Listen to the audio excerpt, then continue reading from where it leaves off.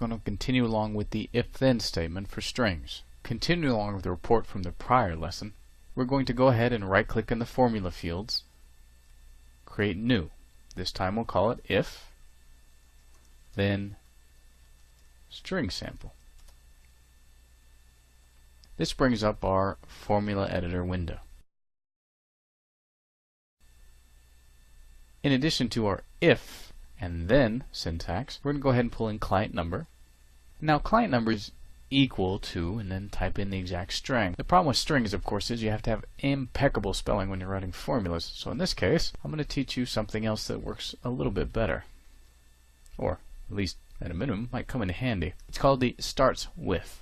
This is located here in the operators under the pattern section. In this case, I'm going to say starts with A. Then we'll just put in something simple such as A-list clients. Else, this time we're going to make it a compound if the client number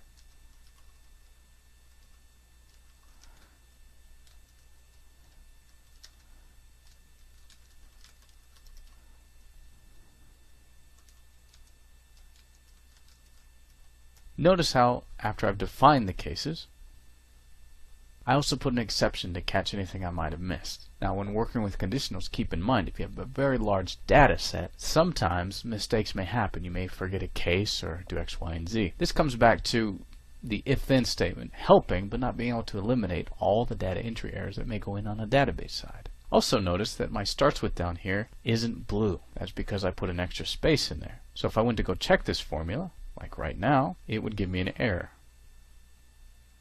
In this case, by simply putting the starts with back together, the syntax turns blue and all is well. Once I click the check button again, I am clean. Let's go ahead and save and close and observe this one. I'm going to go ahead and scroll over and pull in my if-then string sample.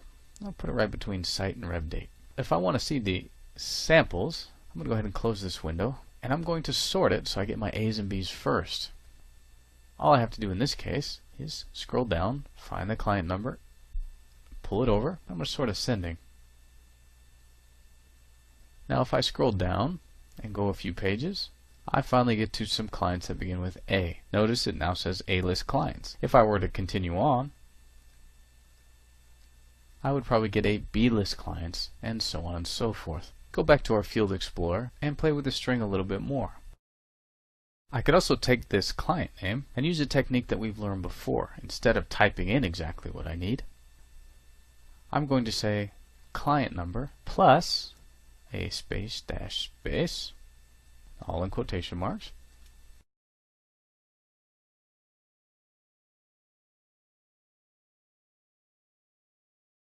and I can also point out what type of commission they get by putting in this descriptive field. That means next to each of their client numbers, I'll get a description field telling me what kind of commission they should get.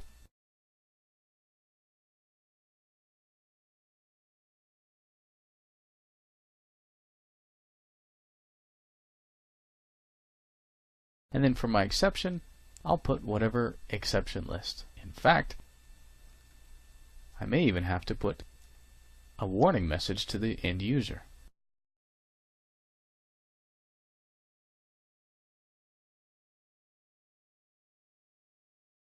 This is a way for report writers to send out messages if a certain case defined by a user doesn't add up. Let's go ahead and check our formula. Once it's cleaned, save and close.